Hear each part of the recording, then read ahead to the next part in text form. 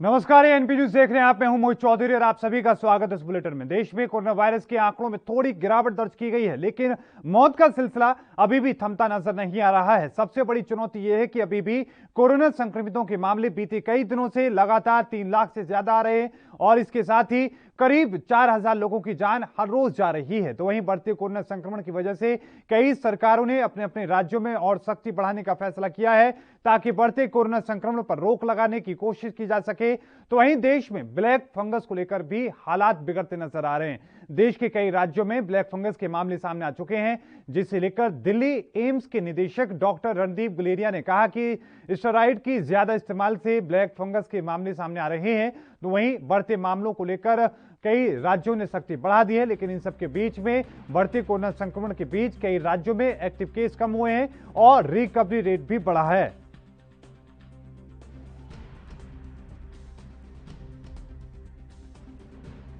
Active cases किस तरह से फैले हुए हैं, तो हम देखते हैं कि 1 लाख से अधिक एक्टिव केसेस अभी 11 स्टेट्स में हैं।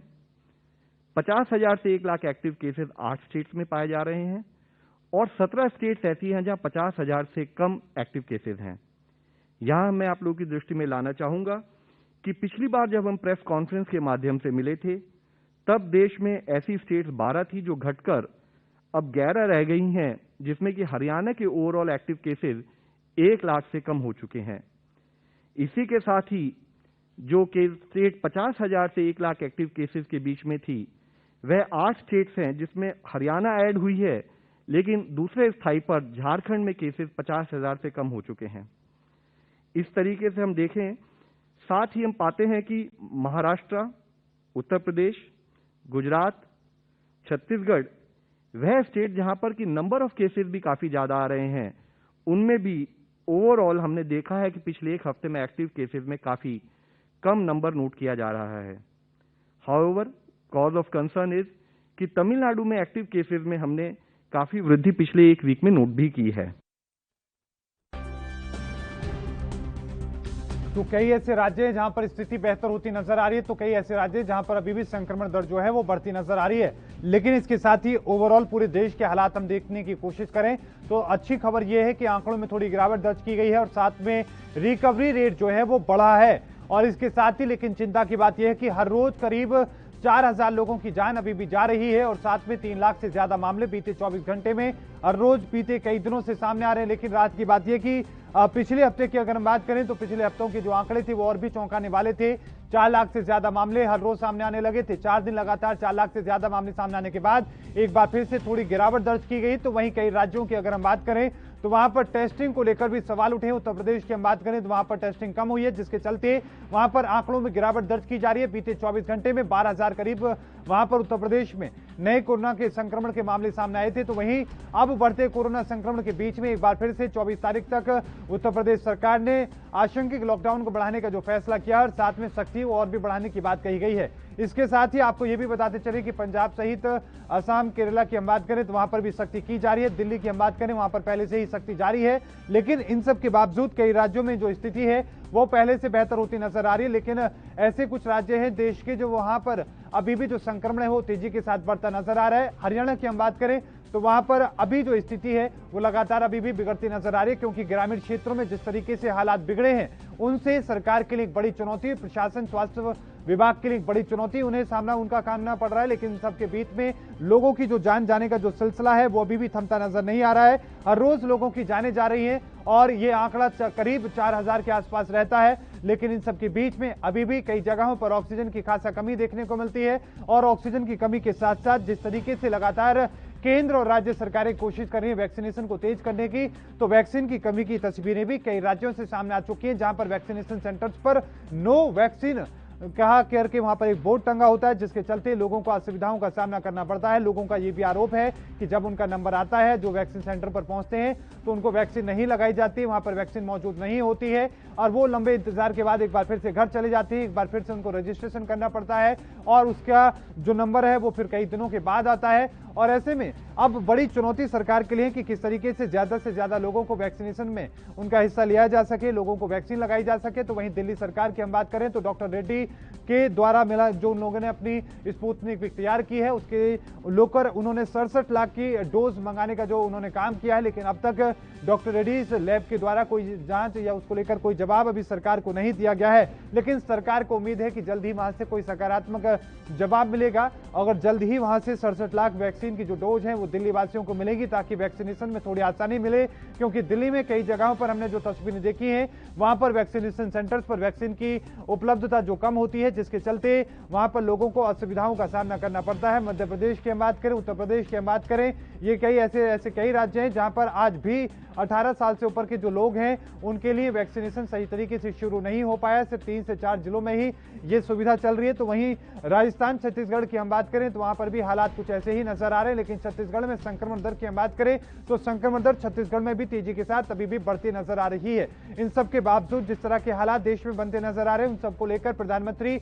नरेंद्र मोदी ने बीते रोज ही एक उच्च स्तरीय बैठक की थी। इसमें तमाम जो आलाधिकारी हैं, सेक्रेटरीट हैं, उन तमाम लोगों के साथ में चर्चा की थी, बातचीत की थी और साथ में ये भी निर्देश दिए थे कि ग्रामीण क्षेत्रों में वैक्सीनेशन और ऑक्सीजन मुहैया कराने का काम जो है वो तेजी उसमें लाई जानी चाहिए। स्वास्थ्य व्यवस्थाएं ग्रामीण क्षेत्रों में बेहतर करने के निर्देश प्रधानमंत्री नरेंद्र मोदी के द्वारा दिए गए।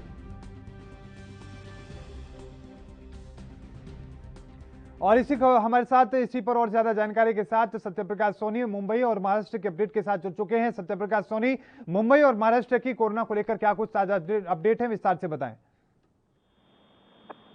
जी मोहित, देखिए जिस तरह से लगातार महाराष्ट्र सरकार ब्रेक द चेन के तहत तमाम तरह की पाबंदियां और कड़ाइयां के साथ धारा 144 लगाई थी, उसको लेकर कहीं न कहीं अब मुंबई महाराष्ट्र के लिए कहीं न कहीं राहत भरी खबर है। मुंबई में जिस तरह से लगातार शुरुआती दौर में 15 दिन तक लगातार 60,000 70,000 के आसपास जो महाराष्ट्र में आंकड़े आ गए थे, वो अब आंकड़े आकर करीब 34,000 के आसपास हो गए। जैसा कि 24 घंटे के आंकड़े महाराष्ट्र में 34,000 के आसपास है, जबकि मुंबई में 2,000 के आसपास है। ऐसे में सबसे बड़ी भयावह स्थिति है मौत के आंकड़ों को लेकर। जिस तरह से मुंबई में 24 घंटे के अंदर करीब 950 लोगों की मौत हुई है, उसको लेकर कहीं कहीं महाराष्ट्र सरकार की चिंताएं लगातार बढ़ती जाती है। लिहाजा महाराष्ट्र सरकार कोशिश कर रही है कि ज्यादा से ज्यादा लोगों में जो है वैक्सीनेशन का जो है दौर चलाया जाए, ज्यादा से ज्यादा लोगों को वैक्सीनेशन दिया जाए, जिससे मौत के जो आंकड़े हैं वो कम हो जाए। लेकिन जिस तरह से वैक्सीनेशन की उपलब्धता के चलते लोगों में नाराजगी है, लोग वैक्सीन सेंटर पे जरूर आते हैं लेकिन उनको मिलता नहीं है। कभी कभी रजिस्ट्रेशन के बावजूद भी जो है उनको वैक्सीन नहीं मिलता। तो जाए तो इस तरह की तमाम शिकायतें जो है महाराष्ट्र सरकार और मुंबई मनपा को आ रही है। और सत्यप्रकाश सोनी, वैक्सीनेशन की आपने तस्वीर हमें दिखाने की कोशिश की, आपने कोरोना के अपडेट दिए, लेकिन साथ में अगर हम टेस्टिंग को लेकर समझने की कोशिश करें कि महाराष्ट्र के अंदर टेस्टिंग की स्थिति कैसी है, क्या टेस्टिंग बढ़ाई जा रही है या कम हो रही है, क्या हालात है वहां की टेस्टिंग को लेकर? देखिए मोहित जी, लगातार टेस्टिंग का जो दौर है वो चल रहा है कि हालांकि महाराष्ट्र सरकार न सिर्फ बीएमसी को बल्कि मुंबई में जो तमाम एयरपोर्ट्स है या रेलवे स्टेशन है या फिर बीएसटी सीएसटी के अड्डे हैं, मुंबई के बाहर से आने वालों का सभी का आरटीपीसीआर किया जा रहा है, एंटीजन टेस्ट किया जा रहा है। लेकिन जिस तरह से आंकड़े शुरुआती दौर में देखे रहे थे 40 से 50,000 हुआ करते थे, अब वह 35 से 30,000 के आसपास रह गए हैं। तो लिहाजा तमाम तरह की सुविधाएं जरूर मुहैया महाराष्ट्र सरकार कर रही है, लेकिन टेस्टिंग को लेकर लोगों की शिकायत भी है कि टेस्टिंग कम हो रही है। लिहाजा इस वजह से भी जो है संक्रमण की संख्या कम बताई जा रही है। लेकिन जिस तरह से लगातार वैक्सीनेशन का दौर चला, करीब 1 करोड़ 80 लाख लोगों को जो है वैक्सीनेशन कर दिया गया है, तो कहीं से ये बड़ा आंकड़ा है। ऐसे में इसका भी असर देखने को मिल रहा है। और सत्यप्रकाश सोनी, कई राज्यों के अंदर ऐसे हालात देखने को मिल रहे हैं कि वहां पर वैक्सीन की उपलब्धता नहीं है, वहां पर नो वैक्सीन के बोर्ड लगे हैं, लोगों को असुविधाओं का सामना करना पड़ रहा है। महाराष्ट्र में किस तरह के हालात हैं, मुंबई में कैसे हालात हैं, क्या वहां पर खासतौर पर 18 साल से ऊपर के जो लोग हैं उन्हें वैक्सीन मिल पा रही है? जी नहीं मोदी, देखिए पिछले 2 दिन से मुंबई महाराष्ट्र में भी कई जो 161 वैक्सीन सेंटर है उनको भी बंद कर दिया गया है। लिहाजा ये कहा जा रहा है कि वैक्सीन नहीं है। कल जिस तरह से तमाम कोविड सेंटरों पे और वैक्सीन सेंटर पे देखा गया कि तमाम सीनियर सिटीजन अपने सेकेंड डोज का जो है रजिस्ट्रेशन करवा कर आए थे, लेकिन उनको वैक्सीन नहीं होने की बात कहकर लौटा दिया गया। ऐसे में खासा नाराजगी भी देखी गई। वही दूसरी तरफ जिस तरह से 18 से 44 साल के लोगों के लिए वैक्सीनेशन देने की बात की गई थी, लेकिन वैक्सीन की उपलब्धता नहीं होने के कारण लोगों में नाराजगी है, लोगों में निराशा है कि अब पता नहीं कब उनको वैक्सीन मिलेगा। तो जाहिर तौर पर कहीं न कहीं वैक्सीन की कमी जो है लिहाजा देखे जा रही है मुंबई महाराष्ट्र। सत्यप्रकाश सोनी, बढ़ते कोरोना संक्रमण को लेकर लोगों के बीच में किस तरह का रुख है? क्या लोग अभी भी डर में हैं या उन्हें उम्मीद है कि जल्द ही कोरोना खत्म होगा? देखिए, जाहिर तौर पर अब लोगों के मन में कहीं कहीं ये उम्मीद जरूर उठने लगी है कि शायद कोरोना मुंबई महाराष्ट्र से तो चला जाएगा, क्योंकि लगातार लोगों को वैक्सीनेशन हो रहा है। लगातार जो तमाम तरह की महाराष्ट्र सरकार ने पाबंदियां लगाई, उसमें भी थोड़ी ढिलाई दे दी है। उसमें भी लोग जो है अपने घरों से बाहर निकलते हैं, अपनी रोजमर्रा की जिंदगी के लिए काम व्यवसाय पर जाने लगे हैं। तो इस तरह की स्थिति जो बन रही है, इससे साफ जाहिर हो रहा है कि लोगों के मन में कहीं न कहीं अब कोरोना का जो डर था वो कहीं कहीं कम हो रहा है। लेकिन जिस तरह से मौत के आंकड़े बढ़ रहे हैं, उसको भी लेकर लोगों में चिंताएं भी है। लेकिन सत्यप्रकाश सोनी, एक बात और हम समझने की कोशिश करें कि महाराष्ट्र के अंदर जिस तरह की स्थिति पलायन को लेकर देखने को मिली थी, क्या उसमें कोई सुधार है? क्या लोग अब पलायन रोक चुके हैं? देखिए भाई जी, जिस तरह से सेकेंड फेज का जब कोरोना आया था, उस दौरान लोगों ने शुरुआती दौर में काफी लोगों में पलायन देखा गया। लेकिन इस वक्त जो है, क्योंकि गांव शहर में शादी विवाह का माहौल नहीं है और गर्मी की छुट्टियां भी लगभग खत्म होने वाली है, तो ऐसे में लोगों को पलायन बिल्कुल पूरी तरह से बंद हो चुका है। पलायन लोग नहीं कर रहे। लेकिन लोगों के मन में जरूर ये डर है कि अगर कोरोना की तीसरी फेज आती है और जिस तरह से महाराष्ट्र सरकार ने WHO ने कहा है कि ये बच्चों के ऊपर ज्यादा असर करेगा, तो उसको लेकर भी लोग डरे सामे हुए। लोगों ने सरकार से उम्मीद लगाई कि सरकार तुरंत इस पे भी एक्शन करे, वैक्सीन लाए बच्चों के लिए। इस तरह की जो मन में कहीं कहीं लोगों की भावनाएं चल रही है। और सत्यप्रकाश सोनी, साथ में ये भी हम समझने की कोशिश करें कि महाराष्ट्र में इस वक्त बहुत सारे ऐसे लोग होंगे, लेबर होंगे, रोज कमाने खाने वाले लोग होंगे, दिहाड़ी मजदूर होंगे। उन लोगों के लिए सरकार के द्वारा क्या कुछ राहत दी जा रही है? उन लोगों को लेकर क्या कोई कदम सरकार के द्वारा उठाए गए हैं? निराशा है, क्योंकि सरकार ने अब तक मजदूर वर्ग के लिए किस तरह की कोई योजनाएं नहीं लाई। हालांकि शुरुआती दौर में महाराष्ट्र सरकार ने ऑटो रिक्शा चालकों के लिए 1500 रुपये पर मंथ देने की बात कही गई थी, लेकिन वो चीज अभी पेपरों पे रह गई है, बातें सामने नहीं आई है। क्योंकि न तो उनका रजिस्ट्रेशन हुआ, न तो उनकी जांच हुई, नहीं तो उनका नामांकन किया गया है।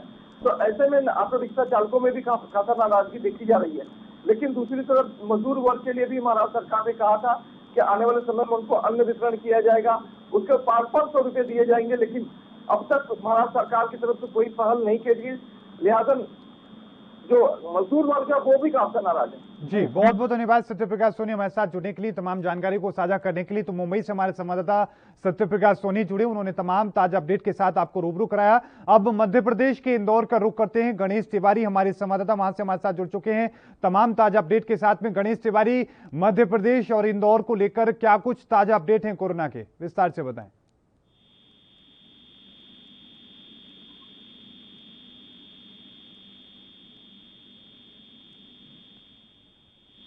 गणेश तिवारी, क्या आपको हमारी आवाज मिल पा रही है? तो गणेश तिवारी से हमारा संपर्क टूट गया है, लेकिन एक बार फिर से संपर्क साधने की हम कोशिश करेंगे। लेकिन आपको बता दें कि लगातार जो कई राज्य हैं वहां पर कोरोना संक्रमण अभी भी थमता नजर नहीं आ रहा है। जो रफ्तार है वो बढ़ रही है और साथ में सबसे बड़ी बात यह है कि ये चुनौती लगातार तेजी के साथ सरकार के लिए है, क्योंकि तेजी के साथ बढ़ती जा रही है। इस बीच रुकेंगे एक छोटे से ब्रेक के लिए और ब्रेक के उस पार तमाम आपके क्षेत्र का, बाकी आपके राज्यों की क्या स्थिति है वो बताने की कोशिश करेंगे।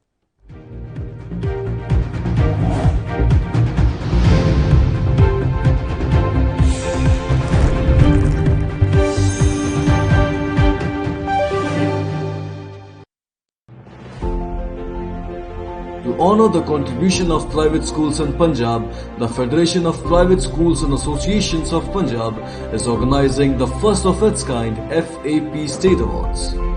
The awards are aimed at rewarding private schools across Punjab excelling on variant parameters from infrastructure, teaching quality, cleanliness, facilities and more. The award categories are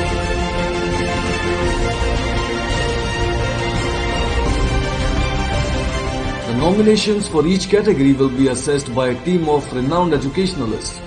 The final call will be made after undergoing a professional and transparent evaluation process. All the school applicants will be given appreciation award for their contribution to educational growth in Punjab. The FAP State Awards are open to all private schools of FAP Punjab and the entry is free of cost. Last date to apply is 20th May.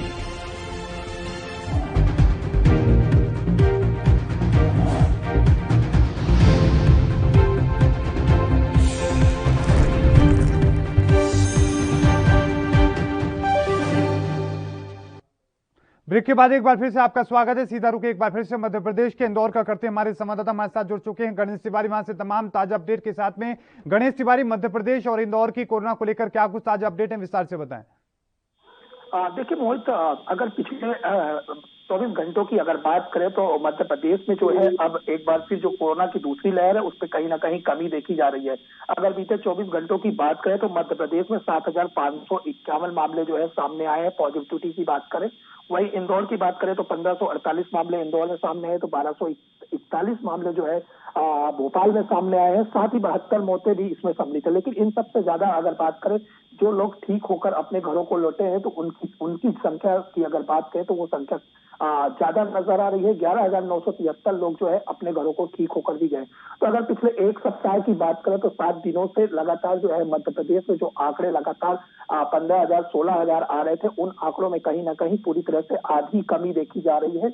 और एक बार फिर जो मध्य प्रदेश की बात करें तो 7,551 मामलों का सामने आना कहीं ना कहीं ये साबित करता है कि जिस कदर पूरे मध्य प्रदेश में कोरोना कर्फ्यू लगाया गया था वो कहीं ना कहीं कारगर साबित हो रहा है। और इसी की वजह है कि मध्य प्रदेश में जो कोरोना की दूसरी लहर है उस पर अब कहीं ना कहीं कमी देखी जा रही है। साथ ही हालांकि एहतियातन के तौर पर अगर बात करें तो मध्य प्रदेश में 4 राज्यों का पूरी तरह से आवागमन रोक दिया गया है। उत्तर प्रदेश, राजस्थान, महाराष्ट्र और छत्तीसगढ़, इन जगहों से आने वाली बसों का ट्रांसपोर्टेशन का पूरी तरह से मध्य प्रदेश सरकार ने रोक लगा दी है फिलहाल, क्योंकि कोरोना कर्फ्यू ऑलरेडी लगा हुआ है।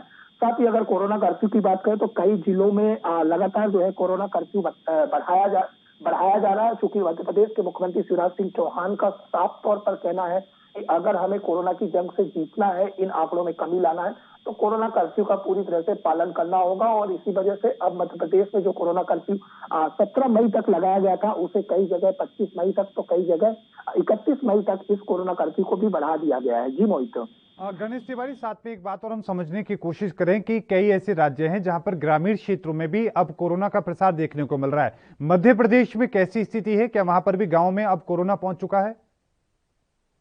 देखिए, अन्य राज्यों की तर्ज पर अगर ग्रामीण क्षेत्रों की बात करें तो मध्य प्रदेश में भी जो है अगर कोरोना की स्थिति की बात करें तो सबसे ज्यादा भयावह स्थिति अब एक बार फिर ग्रामीण क्षेत्रों में देखने को मिल रही। ग्रामीण क्षेत्रों की बात करें तो ग्रामीण क्षेत्रों में पुरजोर जो है कोरोना पहुंच चुका है। वहां पर ज्यादा से ज्यादा लोग भी पॉजिटिव हो रहे हैं। साथ ही हालांकि ग्रामीणों को उतनी सुविधाएं नहीं मिल पा रही हैं, तो वो लोग ज्यादातर होम आइसोलेट ही हो रहे हैं। लेकिन अगर बात करें ग्रामीण क्षेत्रों की बात करें तो ग्रामीण क्षेत्र भी इस बार कोरोना पॉजिटिविटी से कहीं अछूता नहीं है और लगातार जो है संक्रमण ग्रामीण क्षेत्रों में भी बढ़ रहा है।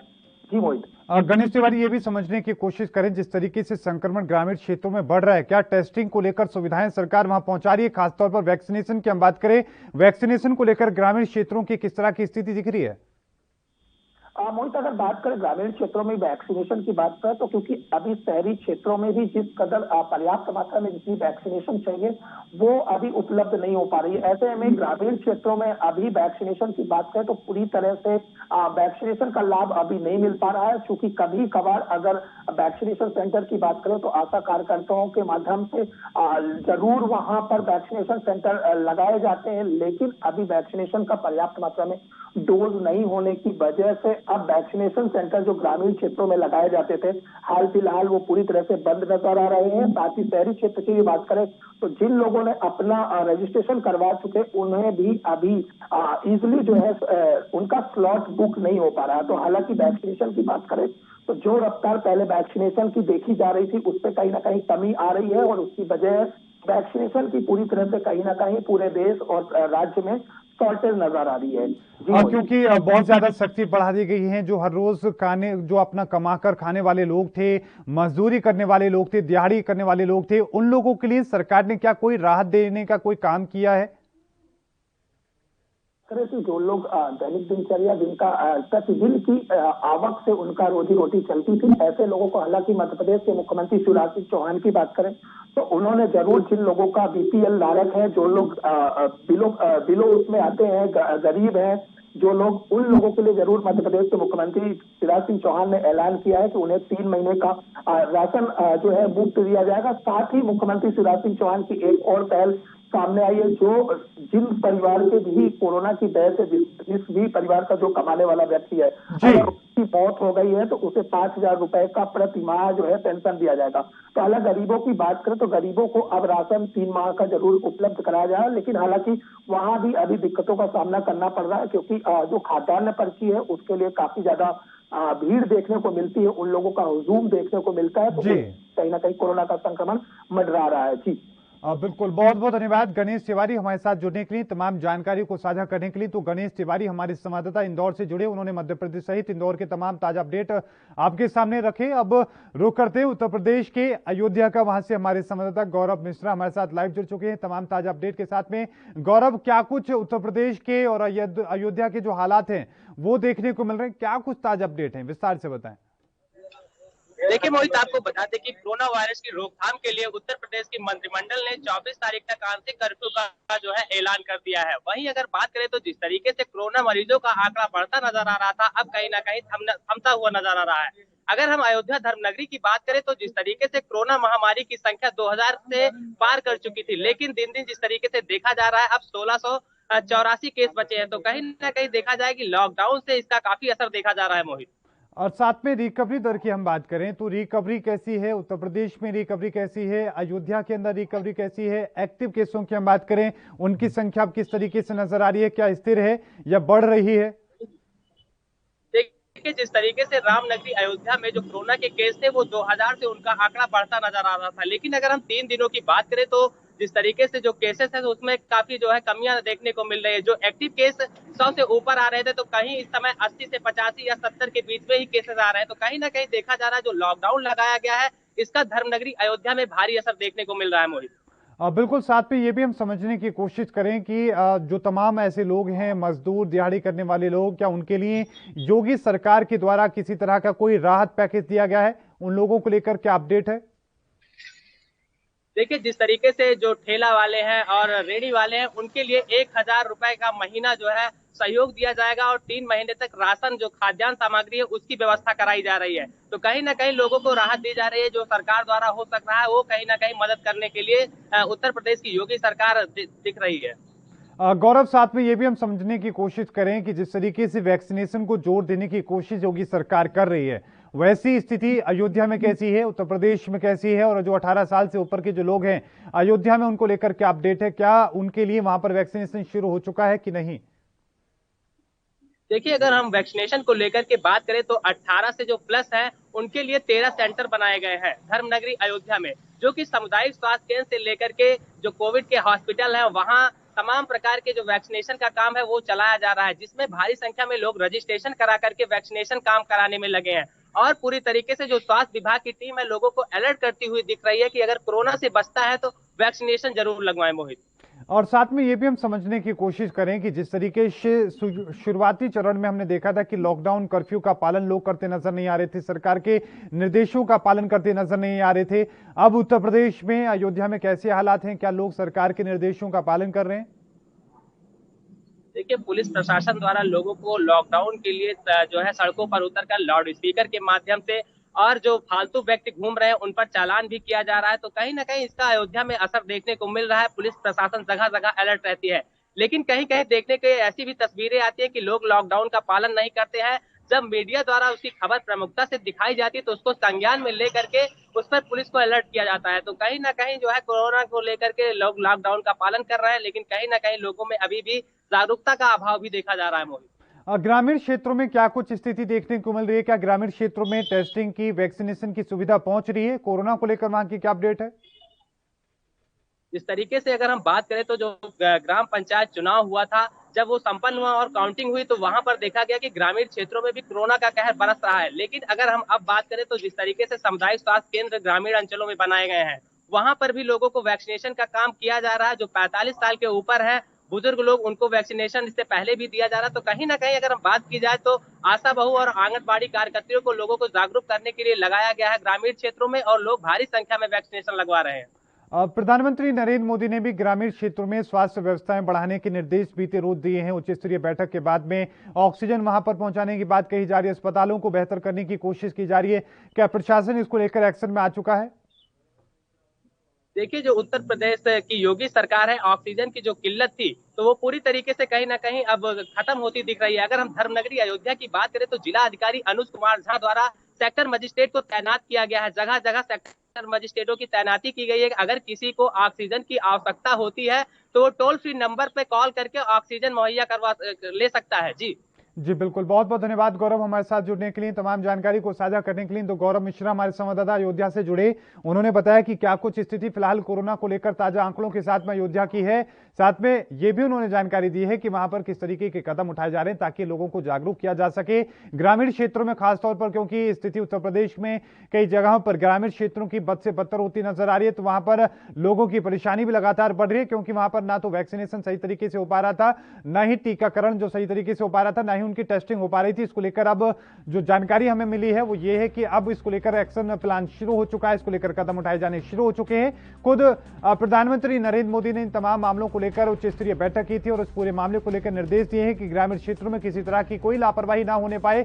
ग्रामीण क्षेत्रों में सुविधाएं जो हैं वो पहुंचाई जानी चाहिए ताकि ग्रामीण क्षेत्रों में बढ़ते कोरोना संक्रमण के प्रसार को रोकने की कोशिश की जा सके। खासतौर पर बात एक बड़ी चुनौती के रूप में यह है कि जिस तरीके से ग्रामीण क्षेत्रों में लगातार पंचायत चुनाव के बाद आंकड़े बढ़े,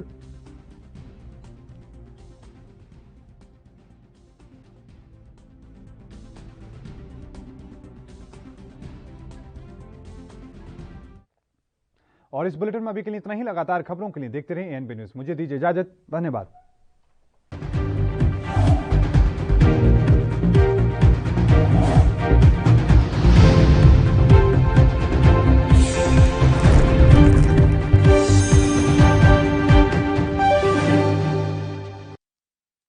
Federation of Private Schools and Association of Punjab, जिनसे रिलेटेड 6,500 स्कूल्स हैं जो कि एजुकेशन देने के साथ साथ लाखों नौजवानों को रोजगार भी दे रहे हैं। प्राइवेट संस्थानों का योगदान शिक्षा के क्षेत्र में बहुत ही बड़ा है, लेकिन अब तक सरकार द्वारा इनको और इनमें काम करते प्रिंसिपल्स और टीचर्स को सम्मानित नहीं किया गया। ऐसे में federation of private schools and association of Punjab की ओर से प्राइवेट स्कूल प्रिंसिपल, टीचर्स और स्टूडेंट्स के लिए स्टेट अवार्ड शुरू करने का डिसीजन लिया गया। फेडरेशन की ओर से स्टेट लेवल पर अवार्ड दिए जाएंगे। इनमें से पहले अवार्ड में स्कूलों के लिए 9 कैटेगरी रखी गई है और हर डिस्ट्रिक्ट के 2 अच्छे स्कूलों को हर कैटेगरी के लिए अवार्ड दिया जाएगा। पंजाब के 22 जिलों में हर जिले के 2 प्रिंसिपल, एक सीबीएसई बोर्ड और एक पंजाब स्कूल शिक्षा बोर्ड को डायनामिक प्रिंसिपल अवार्ड दिया जाएगा। यही नहीं, प्राइवेट स्कूलों में काम कर रहे और हर जिले से 5 टीचर्स को द्रोणाचार्य अवार्ड से सम्मानित किया जाएगा। इसके अलावा 10th एंड 12th क्लास के अच्छी पोजीशन लेने वाले स्टूडेंट्स को proud of Punjab state level award से सम्मानित किया जाएगा। शिक्षा के क्षेत्र में अहम योगदान दे रहा federation of private schools and association of Punjab, we build child's future.